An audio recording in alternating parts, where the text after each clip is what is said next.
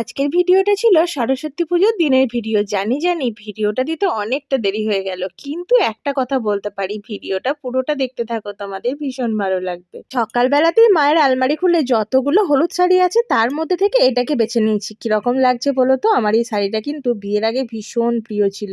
আগেতে সরস্বতী পুজো একবার পরেও ছিলাম। মাম্মাম সোনাকেও এখানে একটা নতুন জামা পরিয়ে দিয়েছি। আজকে যদিও নতুন জামা পরার আরেকটা কারণ আছে, কারণ হচ্ছে আজকে আমার মেয়ের 2 বছরের জন্মদিন।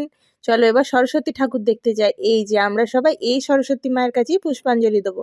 একদম বাড়ির সামনেই নিয়ে আসে এই ঠাকুর আমার ভাই বোনেরা।